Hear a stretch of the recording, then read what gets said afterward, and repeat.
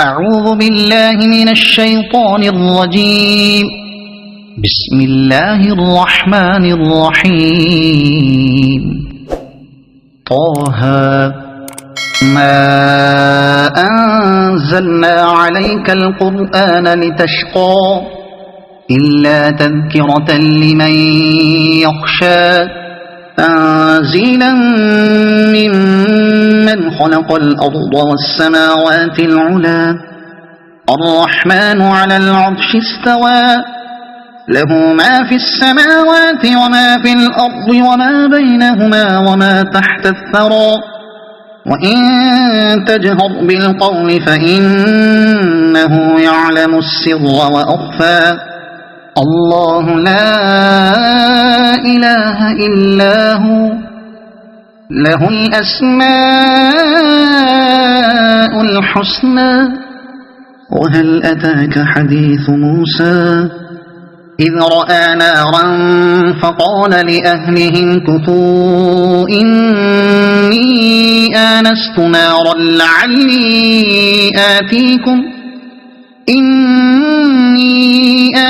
نارا لعلي آتيكم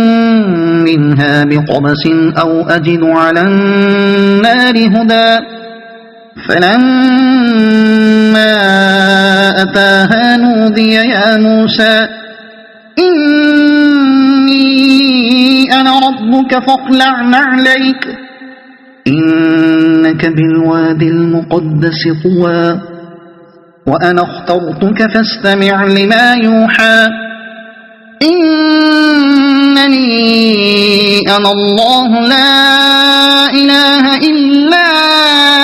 أنا فاعبدني وأقم الصلاة لذكري إن الساعة آتية أكاد أخفيها لتجزى كل نفس بما تسعى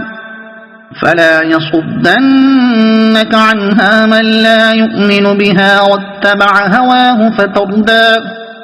وما تلك بيمينك يا موسى قال هي عصاي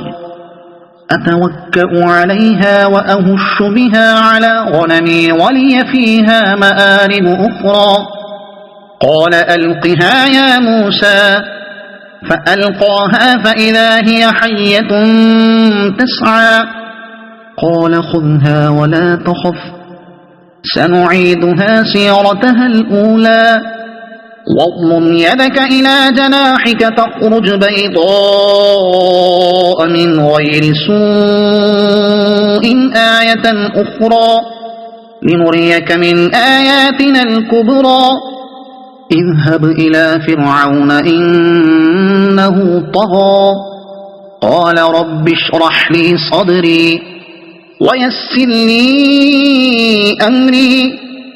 واحلل عقدة من لساني يفقه قولي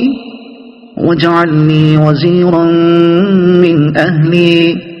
هارون أخي أشدد به أزري وأشركه في أمري كي نسبحك كثيرا ونذكرك كثيرا إنك كنت بنا بصيرا قال قد أوتيت سؤلك يا موسى ولقد مننا عليك مرة أخرى إذ أوحينا إلى أمك ما يوحى أن اقذفيه في التابوت فاقذفيه في اليم فليلقه اليم بالساحل يأخذه عدو لي وعدو له وألقيت عليك محبة مني ولتصنع على عيني إذ تمشي أختك فتقول هل أدلكم على من يكفله فرجعناك إلى أمك كي تقر عينها ولا تحزن وقتلت نفسا فنجيناك من الغم وفتناك فتونا فلبثت سنين في أهل مدين ثم جئت على قدري يا موسى واصطنعتك لنفسي اذهب أنت وأخوك بآياتي ولا تنيا في ذكري اذهبا إلى فرعون إنه طغى فقولا له قولا لينا لعله يتذكر أو يخشى قالا ربنا إننا نخاف أن يفرط علينا أو أن يطغى قال لا تخافا إنني معكما أسمع وأرى فأتياه فقولا إنا رسولا ربك فأرسل معنا بني إسرائيل ولا تعذبهم قد جئناك بآية من ربك والسلام على من اتبع الهدى إنا قد أوحي إلينا أن العذاب على من كذب وتولى قال فمن ربكما يا موسى قال ربنا الذي أعطى كل شيء خلقه ثم هدى قال فما بال القرون الأولى قال علمها عند ربي في كتاب لا يضل ربي ولا ينسى الذي جعل لكم الأرض مهدا وسلك لكم فيها سبلا وأنزل من السماء ماء فأخرجنا به أزواجا من نبات شتى كلوا وارعوا أنعامكم إن في ذلك لآيات لأولي النهى منها خلقناكم وفيها نعيدكم ومنها نخرجكم تارة أخرى ولقد أريناه آياتنا كلها فكذب وأبى قال أجئتنا لتخرجنا من أرضنا بسحرك يا موسى فلنأتينك بسحر مثله فاجعل بيننا وبينك موعدا لا نخلفه نحن ولا أنت مكانا سوى قال موعدكم يوم الزينة وأن يحشر الناس ضحى فتولى فرعون فجمع كيده ثم أتى قال لهم موسى ويلكم لا تفتروا على الله كذبا فيسحتكم بعذاب وقد خاب من افترى فتنازعوا أمرهم بينهم وأسروا النجوى قالوا إن هذان لساحران يريدان أن يخرجاكم من أرضكم بسحرهما ويذهبا بطريقتكم المثلى فأجمعوا كيدكم ثم أتوا صفا وقد أفلح اليوم من استعلى قالوا يا موسى إما أن تلقي وإما أن نكون أول من ألقى قال بل ألقوا فإذا حبالهم وعصيهم يخيل إليه من سحرهم أنها تسعى فأوجس في نفسه خيفة موسى قلنا لا تخف إنك أنت الأعلى وألق ما في يمينك تلقف ما صنعوا إنما صنعوا كيد ساحر ولا يفلح الساحر حيث أتى فألقي السحرة سجدا قالوا آمنا برب هارون وموسى قال آمنتم له قبل أن آذن لكم إنه لكبيركم الذي علمكم السحر فلأقطعن أيديكم وأرجلكم من خلاف ولأصلبنكم في جذوع النخل ولتعلمن أينا أشد عذابا وأبقى قالوا لن نؤثرك على ما جاءنا من البينات والذي فطرنا فاقض ما أنت قاض إنما تقضي هذه الحياة الدنيا إنا آمنا بربنا ليغفر لنا خطايانا وما أكرهتنا عليه من السحر والله خير وأبقى إنه من يأت ربه مجرما فإن له جهنم لا يموت فيها ولا يحيا ومن يأته مؤمنا قد عمل الصالحات فأولئك لهم الدرجات العلى جنات عدن تجري من تحتها الأنهار خالدين فيها وذلك جزاء من تزكى ولقد أوحينا إلى موسى أن أسر بعبادي فاضرب لهم طريقا في البحر يبسا لا تخاف دركا ولا تخشى فأتبعهم فرعون بجنوده فغشيهم من اليم ما غشيهم وأضل فرعون قومه وما هدى يا بني إسرائيل قد أنجيناكم من عدوكم وواعدناكم جانب الطور الأيمن ونزلنا عليكم المن والسلوى كلوا من طيبات ما رزقناكم ولا تطغوا فيه فيحل عليكم غضبي ومن يحلل عليه غضبي فقد هوى وإني لغفار لمن تاب وآمن وعمل صالحا ثم اهتدى وما أعجلك عن قومك يا موسى قال هم أولئك على أثري وعجلت إليك رب لترضى قال فإنا قد فتنا قومك من بعدك وأضلهم السامري فرجع موسى إلى قومه غضبان أسفا قال يا قوم ألم يعدكم ربكم وعدا حسنا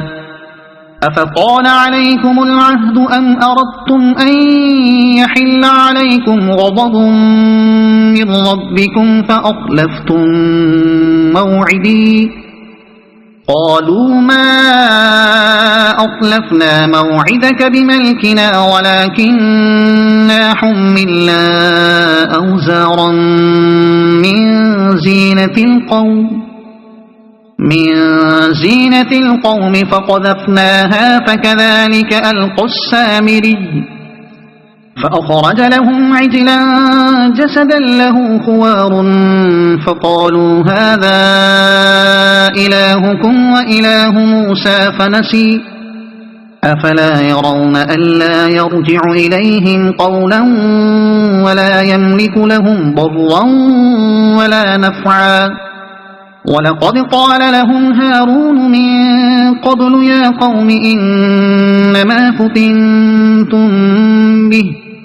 وإن ربكم الرحمن فاتبعوني وأطيعوا أمري قالوا لن نبرح عليه عاكفين حتى يرجع إلينا موسى قال يا هارون ما منعك إذ رأيتهم ضلوا ألا تتبعن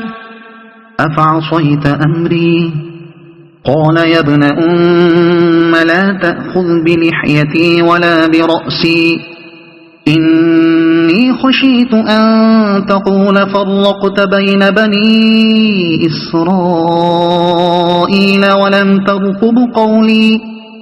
قال فما خطبك يا سامري؟ قال بصرت بما لم يبصروا به فقبضت قبضة من أثر الرسول فنبذتهما. قال بصرت بما لم يبصروا به فقبضت قبضة من أثر الرسول فنبذتها وكذلك سولت لي نفسي. قال فاذهب فإن لك في الحياة أن تقول لا مساس، وإن لك موعدا لن تخلفه، وانظر إلى إلهك الذي ظلت عليه عاكفا لنحرقنه ثم لننسفنه في اليم نسفا. إنما إلهكم الله الذي لا إله إلا هو وسع كل شيء علما. كذلك نقص عليك من أنباء ما قد سبق وقد آتيناك من لدنا ذكرا. من أعرض عنه فإنه يحمل يوم القيامة وزرا خالدين فيه وساء لهم يوم القيامة حملا. يوم ينفخ في الصور ونحشر المجرمين يومئذ زرقا يتخافتون بينهم إن لبثتم إلا عشرا نحن أعلم بما يقولون إذ يقول أمثلهم طريقة إن لبثتم إلا يوما. ويسألونك عن الجبال فقل ينسفها ربي نسفا فيذرها قاعا صفصفا لا ترى فيها عوجا ولا أمتا. يومئذ يتبعون الداعي لا عوج له وخشعت الأصوات للرحمن فلا تسمع إلا همسا. يومئذ لا تنفع الشفاعة إلا من أذن له الرحمن ورضي له قولا. يعلم ما بين أيديهم وما خلفهم ولا يحيطون به علما. وعنت الوجوه للحي القيوم وقد خاب من حمل ظلما. ومن يعمل من الصالحات وهو مؤمن فلا يخاف ظلما ولا هضما. وكذلك أنزلناه قرآنا عربيا وصرفنا فيه من الوعيد لعلهم يتقون أو يحدث لهم ذكرا. فتعالى الله الملك الحق ولا تعجل بالقرآن من قبل أن يقضى إليك وحيه وقل رب زدني علما. ولقد عهدنا إلى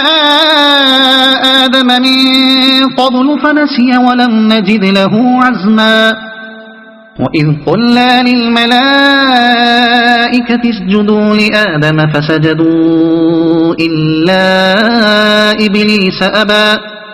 فقلنا يا آدم إن هذا عدو لك ولزوجك فلا يخرجنكما من الجنة فتشقى. إن لك ألا تجوع فيها ولا تعرى وأنك لا تظمأ فيها ولا تضحى. فوسوس إليه الشيطان قال يا آدم هل أدلك على شجرة الخلد وملك لا يبلى. فأكلا منها فبدت لهما سوآتهما وطفقا يخصفان عليهما من ورق الجنة. وعصى آدم ربه فغوى ثم ثم اجتباه ربه فتاب عليه وهدى قال اهبطا منها جميعا بعضكم لبعض عدو فإما يأتينكم مني هدى فمن اتبع هداي فلا يضل ولا يشقى ومن أعرض عن ذكري فإن له معيشة ضنكا ونحشره يوم القيامة أعمى قال رب لم حشرتني أعمى وقد كنت بصيرا قال كذلك أتتك آياتنا فنسيتها وكذلك اليوم تنسى وكذلك نجزي من أسرف ولم يؤمن بآيات ربه ولعذاب الآخرة أشد وأبقى أفلم يهد لهم كم أهلكنا قبلهم من القرون يمشون في مساكنهم إن في ذلك لآيات لأولي النهى ولولا كلمة سبقت من ربك لكان لزاما وأجل مسمى فاصبر على ما يقولون وسبح بحمد ربك قبل طلوع الشمس وقبل غروبها ومن آناء الليل فسبح وأطراف النهار لعلك ترضى ولا تمدن عينيك إلى ما متعنا به أزواجا منهم زهرة الحياة الدنيا لنفتنهم فيه ورزق ربك خير وأبقى وأمر أهلك بالصلاة واصطبر عليها لا نسألك رزقا نحن نرزقك والعاقبة للتقوى وأمر أهلك بالصلاة واصطبر عليها لا نسألك رزقا وقالوا لولا يأتينا بآية من ربه أولم تأتهم بينة ما في الصحف الأولى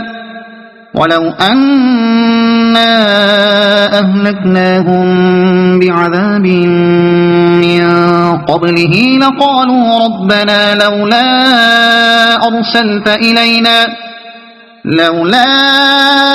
أرسلت إلينا رسولا فنتبع آياتك من قبل أن نذل ونخزى قل كل متربص فتربصوا فستعلمون من أصحاب الصراط السوي ومن اهتدى صدق الله العظيم.